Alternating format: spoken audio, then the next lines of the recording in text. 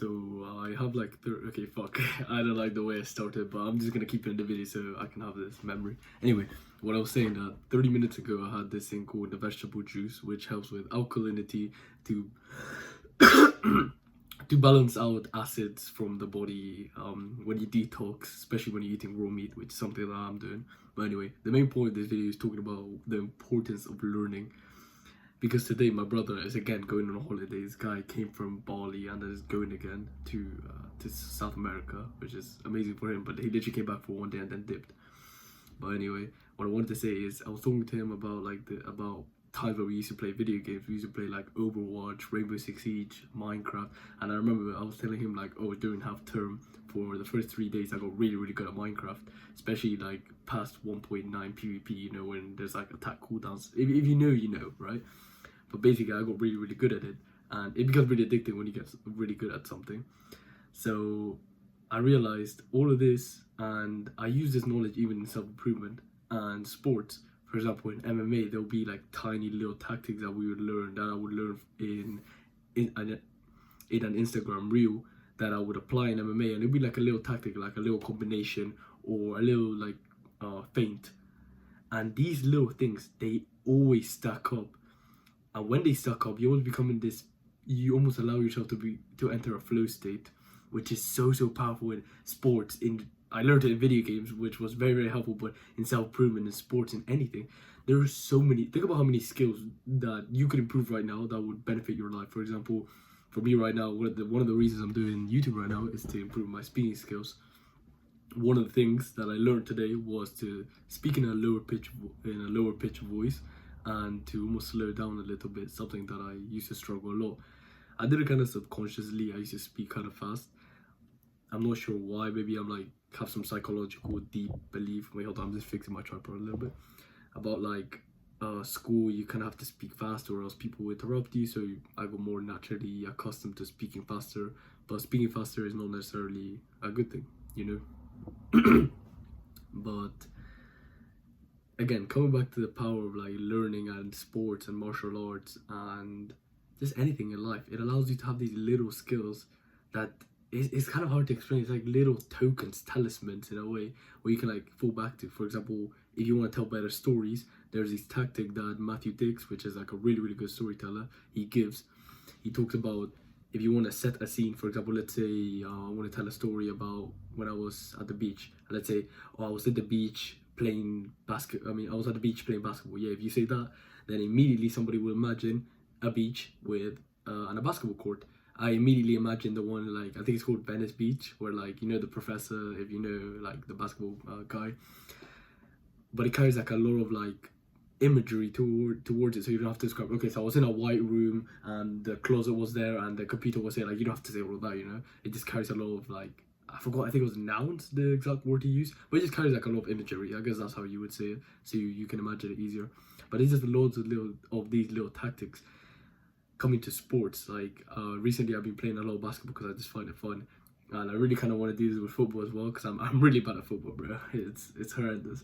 But at basketball I'm pretty good at it. I learned this thing which is I think it's called like a jab cross, where basically, that sounds like an MMA move, but I think that's what I'm getting it mixed up with. But anyway, basically you kind of bounce the ball to this side, and you want to almost like look that side and almost use your body to pretend you're actually going to run that side, but then bounce it the other side. That was one movement that really helped a lot. That was just one movement that I learned, and I kind of spammed it, so my friends kind of got used to it. But then I learned that one, between the legs, and then come back. It's really hard for me to show. I just try to kind of imagine it. But I learned like many little tactics, and there are some hezzies where you kind of like fake the shot and then go fast. And obviously I'm not really that good at basketball. I just kind of learn it. I just kind of play it like a break. I'm not really like a professional or try to become a professional or play for a team or anything. But these little tactics got me to the point where if I played against like someone who's never played basketball, I can actually play well and not just be there bouncing the ball completely lost, you know. Which is something funny, because I was out with some of my friends, and I brought my basketball so we can play basketball, and they were very good. So yeah, I don't know why I needed to mention that, but yeah, these are all like these little tactics. It's become so, and here's the power. Here's something that I realized, especially in MMA. Once you have all these tactics stacked up, it allows you to actually enter what is called like almost like a flow state, where you don't have to really think what you're doing.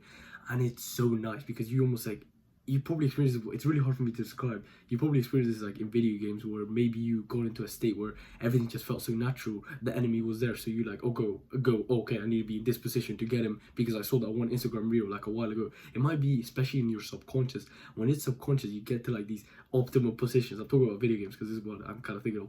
Video games or optimal movements for like basketball or optimum anything for any sport, especially when MMA, when everything just flows, it just feels so nice. Where you like, oh, throw this feint, and then oh, he reacts that way, so therefore I throw this combination. It's great. It's something amazing to have like all these tactics stacked up, and it really just comes from learning from random sources, whether it comes from TikTok or Instagram for like sports and martial arts, or YouTube videos for like more, I guess you would say, professional things. But even like speaking skills, dancing, just random things you just learn on TikTok or Instagram because it's like fast paced. You can learn like, oh, this one tactic, and if you want to like refine it, you can go into YouTube. That's something that I'll be doing. Something that I really learned this, and my friend really brought this to light when I was doing judo. I started like about almost 5 years ago now. Actually, no, yeah, almost 5 years ago. 5 months, 5 years ago. Yeah, anyway, it's really been like 4 years and like half a year, but that's basically okay. Whatever. He once, this was like 2 years into my journey, he was telling me like he got really good, he got better than me, even though he started later than me. And I was wondering like how, and then he tells me it's all the Instagram reels, and he always said as a joke, but then that joke came like a reality. We always used to look at Instagram reel tips and tricks, and they're so overpowered. I'm telling you, they're actually so overpowered. If you're in a martial art, the best way you can improve is just spam tactics from Instagram reels and from TikTok. For example, here at MMA, there's this one tactic where you move in a sense that you're gonna go for the head kick, but then after you like almost you throw question mark kicks, you do all of that, but then you do the same movement as you're gonna go for a head kick, but then you just go kind of low. And it's something that I really like to do was almost fake the teep into a low kick, which it feels so good, but it's hard for me to describe and I can't be asked to really show it. But it's like all these tiny tactics, they all stack up, and I keep saying that because it's so valuable. It's so important. Not many people might watch this, but I have this like note that I've learned, and it's so powerful. I'm so happy that I've been able to learn this, because something that my dad told me once when we were going to a farm, he was telling me like, damn, you're very smart in the sense that when I was your age, so I'm 16 right now, I'm 16, 5 months, no, 5 months? Yeah, 5 months away from being 17, and he's telling me like, at your age, I didn't have the knowledge of like, oh, understanding people with like the book of how to win friends. With the book of like how to win friends and influence people, you understand people just act. Okay, what's going on? People just act for their own self-benefit. For example, think about this, every action you've ever done is to benefit yourself. For example, imagine a guy donating to charity. If he didn't get, for example, the social validation or himself feeling better, then he wouldn't do it. There's always like a deeper root desire to everyone's actions. Like generally, imagine this. If I told you, if you traveled across the world, I'll be happy, then you probably wouldn't care, right?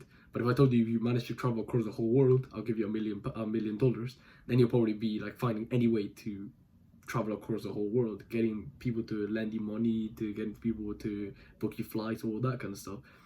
And that's kind of like a silly example in a way, but a more concrete example, I guess you could say, is think about any action you've taken today, and just kind of ask yourself why you've done it. For example, you ate in a certain way because you wanted protein, because you want to build muscle to, I don't know, impress girls, get bigger. You worked in a business because you want to make money to up your social status. There's always a deeper motive. Even when you help other people, there might be a motive where you want them to help you back, or maybe they've helped you, so you kind of reciprocate. But yeah, there's always a deeper motive. It's hard for me to explain, but you kind of get the point.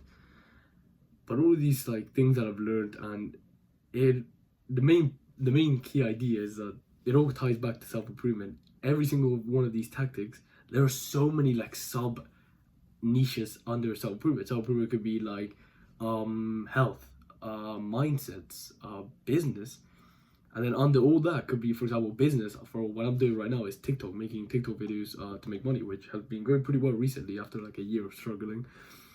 And then underneath that could be CRP and and TikTok Shop. CRP means Creator Rewards Program, where you make money through views, or TikTok Shop. And then you go into, how to make a good video for CRP. Oh, you need a good hook. How do you make a good hook? And then you learn all these tiny tactics of like, fast pacing, or a lot of good sound. That all these like micro things that all stack up. It's crazy. Like, I genuinely think about this, and maybe you get hyped. Maybe I'm just weird, but genuinely think about this. There's so many sub like tactics that you can just learn, and that's how you master things. That's generally how people like get really good at things. I'm trying to think of an example.